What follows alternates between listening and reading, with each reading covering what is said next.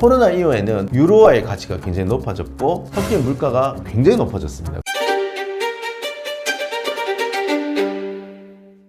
안녕하세요, 탈탈 선영입니다. 터키에 대해서 한번 알아보겠습니다. 터키라 그러면 안 된다면서요. 그 터키 본토 말하면 터키.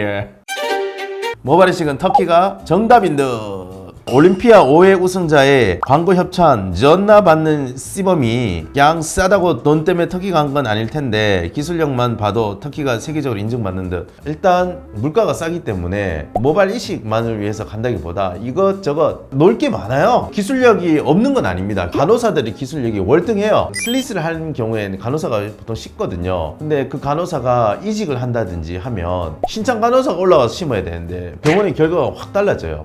댓글 한번 보겠습니다.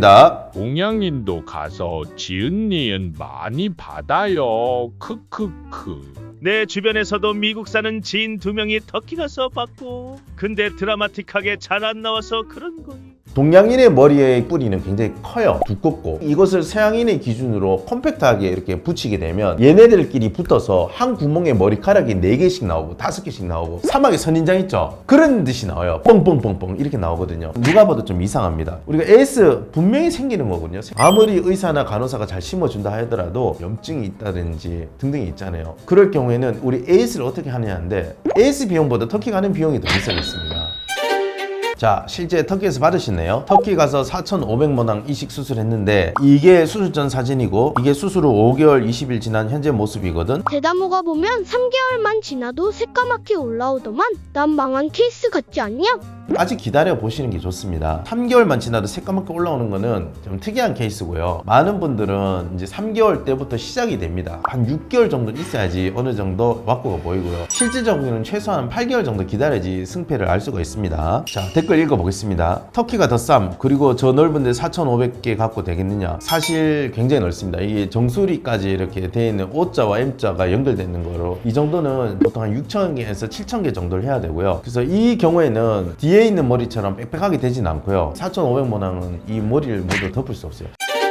터키 모발이식 질문 받는다. 이틀 전 수술 받았음. 수술 전 M자가 심했지? 4,500모 했고 터키선 수술 전 머리 밀어버려도 되냐 하더라. 머리 병원에서 밀어버리고 10시간 동안 수술 받음. 10시간요? 4,500모 10시간이 걸린다. 시간이 많이 지날수록 생착률이 좀 떨어질 수도 있습니다. 자, 밀도를 보시면 일식했는 사람이 3명 이상입니다. 딱 보면은 오른쪽 한 분은 파도 형태, 왼쪽 분은 촘촘하게 일자 형태, 그 다음에 중간 부분은 섞여서 좀 밀도가 떨어지는 방향으로 이렇게 구현을 했습니다. 댓글에 보시면 의사가 디자인해준 거 보여주고 그대로 해달라고 했어. 이제 수술한 부분은 빠지는 게 아니니 상관도 없고 해서 여기서 조금 우리가 의사하고 소통이 좀 필요하지 않습니까? 본인이 원하는 형태는 무엇인지 말이 일단 통하지 않지 않습니까? 그리고 브로커를 통해서 3자 대면을 해서 말을 전달하는 상황 속에 있기 때문에 나의 마음이 온전히 투영되기에는 좀 어려운 구조예요. 내가 문자적으로 전달해도 브로커가 필터링해서 전달을 하기 때문에 내가 말하는 것이 온전히 그 의사한테 도달하는 것도 아니고 또 그 의사가 말하는 것도 브로커를 한번 거치기 때문에 제가 알아듣는 것이 100%가 또 아니거든요. 이런 면에 있어 가지고는 시술 받고 나서 그 디자인에 대한 아쉬움이 꽤 많아요. 댓글에 보면은.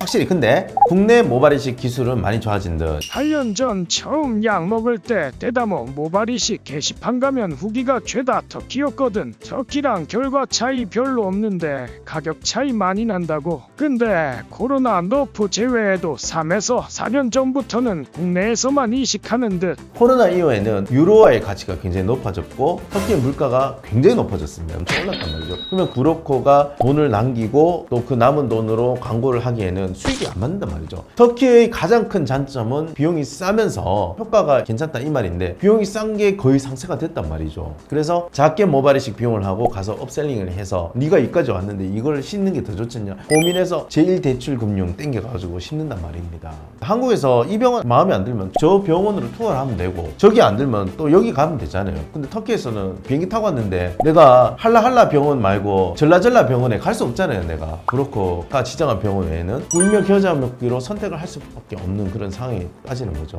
그거를 보통 우리나라 전문 용어로 세 글자로 낚였다라고 표현을 하기도 합니다. 우리가 2014년 이후로 지금 2023년까지는 소비자가 모발이식을 보는 눈의 기준이 굉장히 높아졌어요. 디자인이라든지 밀도라든지 심는 방식이라든지 신고 쓰고 나서 어떤 후 관리라든지 AS는 어떻게 하느냐라든지 이분들이 눈높이가 높아짐에 따라서 격에 맞춰서 할 수 있는 퀄리티를 가진 거는 국내 병원이 될 수밖에 없다.